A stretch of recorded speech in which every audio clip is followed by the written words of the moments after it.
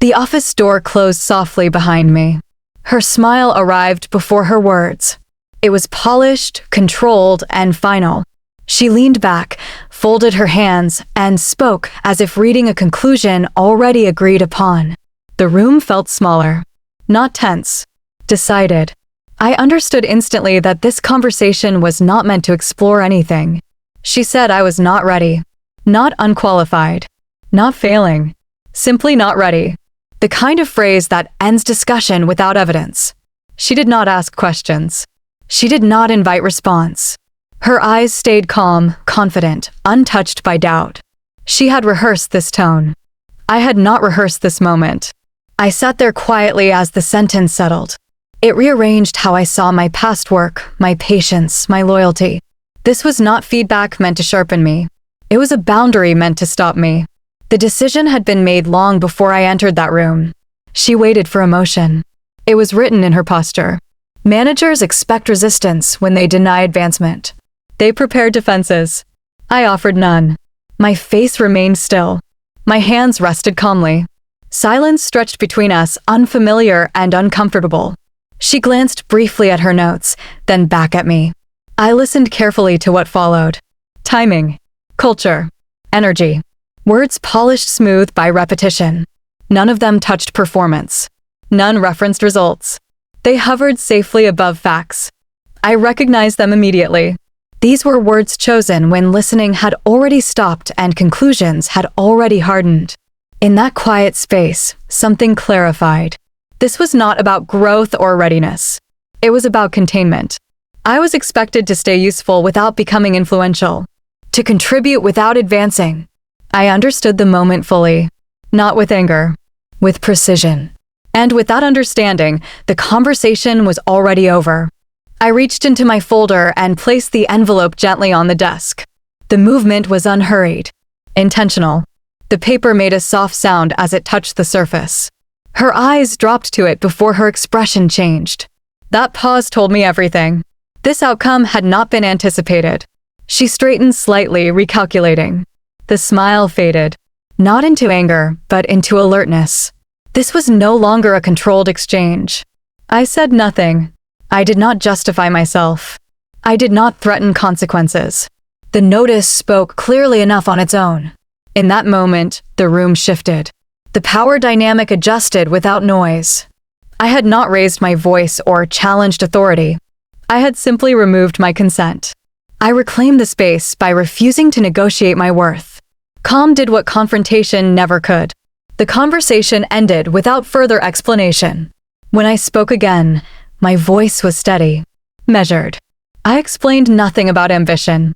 I spoke about responsibility, about accountability, about understanding systems rather than titles. My words were not defensive. They were factual. This was not about wanting more. It was about recognizing what already existed. I explained what the company depended on quietly. Processes carried forward by memory. Decisions stabilized by experience. Relationships held together by trust built over years. These things do not announce themselves. They are noticed only when missing. I made that clear without accusation. She did not interrupt. Not once. Her silence confirmed understanding. She already knew the truth behind my words. That was why the conversation had been framed carefully from the start. When reality is inconvenient, leaders avoid debate. My calm did not challenge her authority.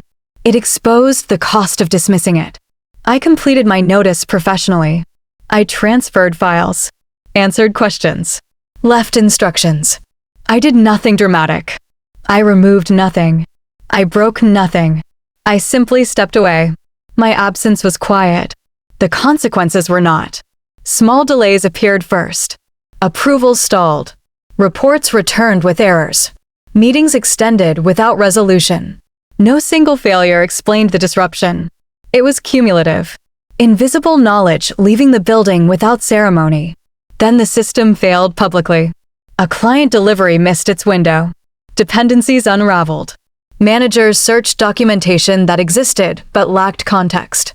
I watched from a distance as confusion replaced confidence. I had not caused the collapse.